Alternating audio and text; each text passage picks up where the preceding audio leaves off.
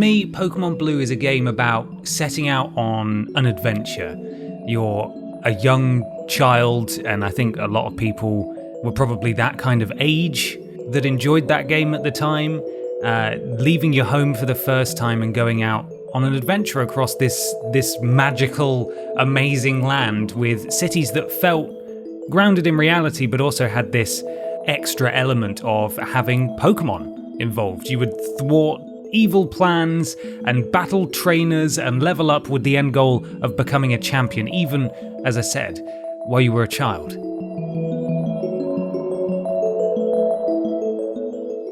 Hello, my name is Ben, and today I'll be talking about what Pokémon Blue means to me.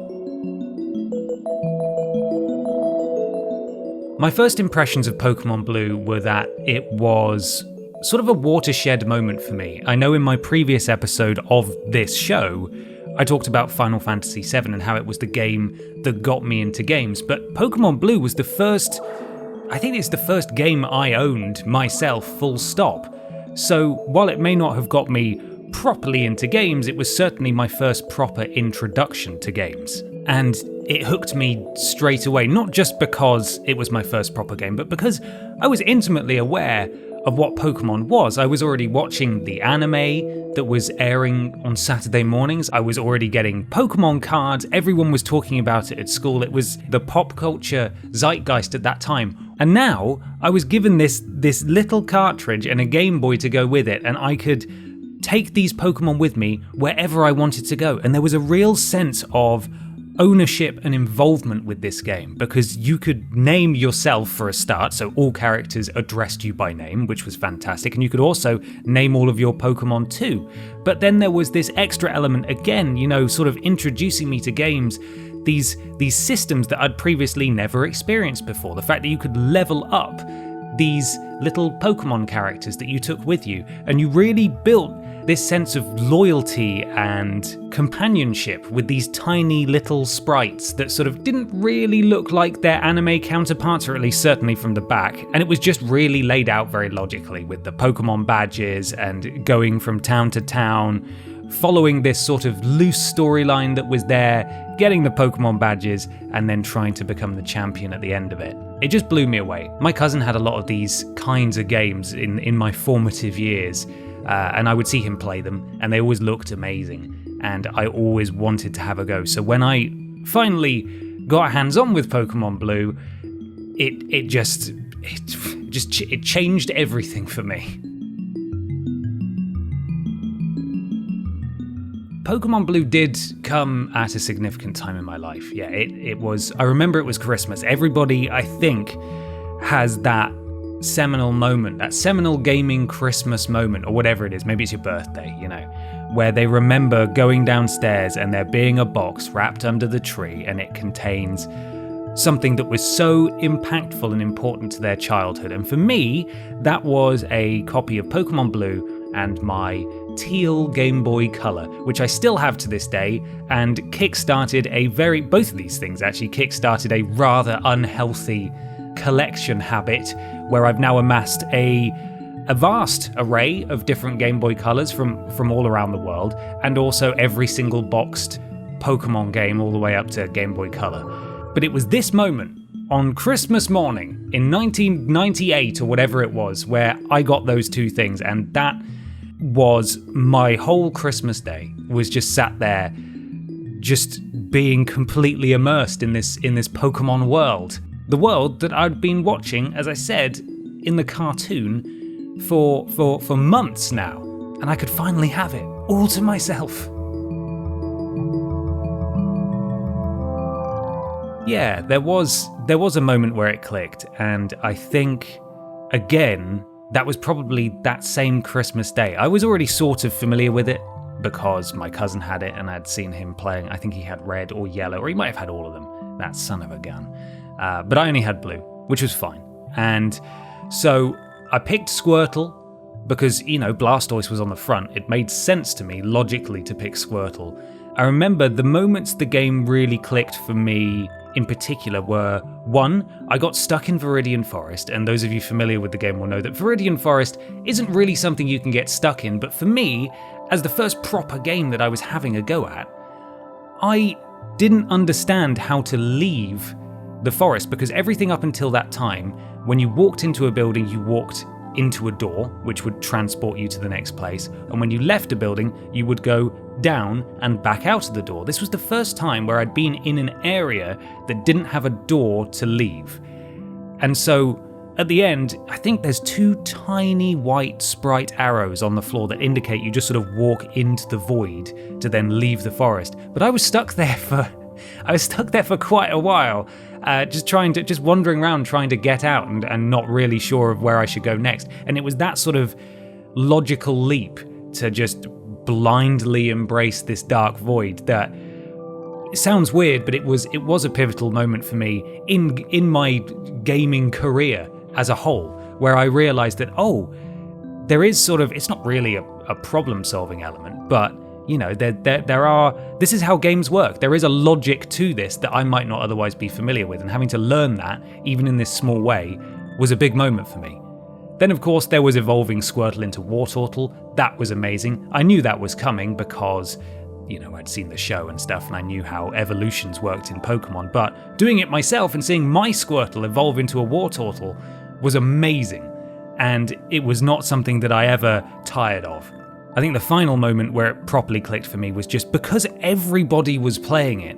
People at school were talking about all these crazy theories and, the whole, you can find Mew if you use strength on the truck and all that kind of stuff. Everyone had these little hints and tips. When you started up the game, if you held down B and pressed a direction, you could change the different render modes or whatever it was. So you could sort of cheat your way through Rock Tunnel that you would normally need to use the Flash HM for, so you could light it up. You could change the render mode. I'm not entirely sure what the terminology is, but either way, you could see the outskirts of the walls at the very least, so you could blindly make your way through. And it was just all that kinds of stuff. Everyone was talking about where they were up to in the game, and it was just nice to be involved in such a movement.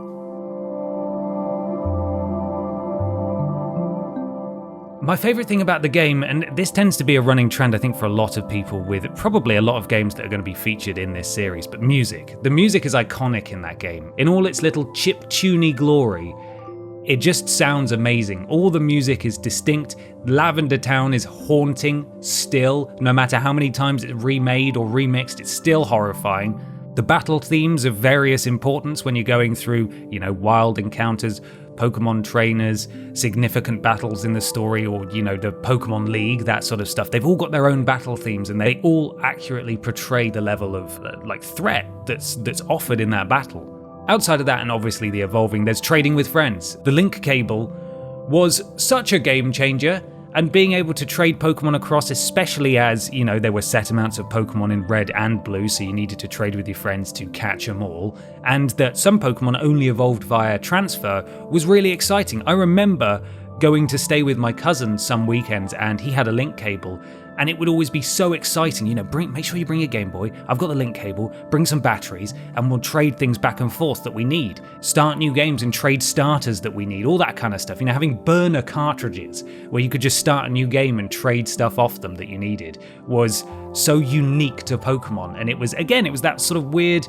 obsessive problem-solving stuff that video games teach you. And it was all learned from this game. And finally, of course, the missing no glitch. I was a child. There may be some purists out there who think, oh no, you don't do that. Absolutely not. But it was a game for children, and children loved that glitch. It was amazing. Pretty much unlimited rare candies so you could level people up. Unlimited master balls. Yes, please. It was amazing. You felt like a god in this game where you already felt really powerful. Even though it was unintentional, and there's a lot of bugs in that game if you look back at it, it was something that elevated the experience for me, for sure.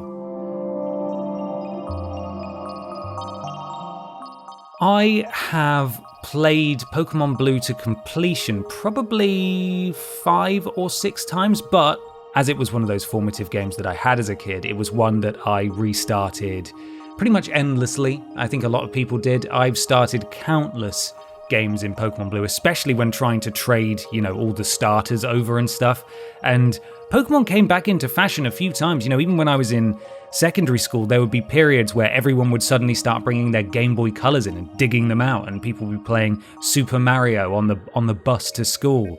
So there were various resurgences where people actively started playing Pokemon again, and there was a need to trade this stuff. But at the same time, those were frequently followed by lulls where people didn't want them anymore. And I picked up quite a few Game Boys and copies of Pokemon over the years just because my friends didn't want them anymore and they sold them to me for pocket money, basically. So I had a lot of spare copies going when I was trying to get, especially, all the starters in one playthrough. The last time I played it was, I think, in 2016, all the way through. That was when it was ported to 3DS. And no word of a lie, I bought a second-hand 3DS when they announced this port, because I wanted to play it again and I wanted to be able to trade with people over Wi-Fi. Amazing, right? I'm still waiting for some sort of Switch port so that I can finally play it at home on the big screen, and I know that there are various attachments for the SNES or NES or the Nintendo 64 that let you do that, but I want a modern version that is exactly the same as the 3DS port, but I can play it on my sofa on my TV. And then I will buy it again because I'm mad.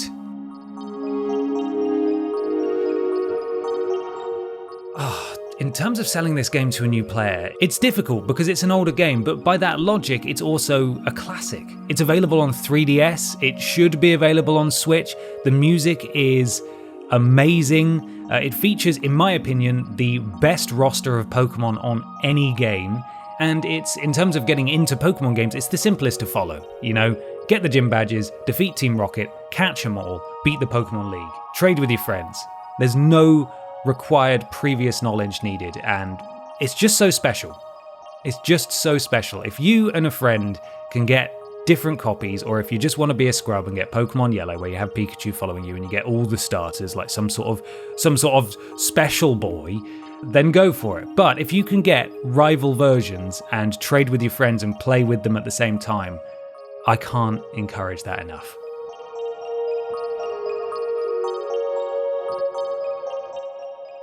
And that is what Pokemon Blue means to me.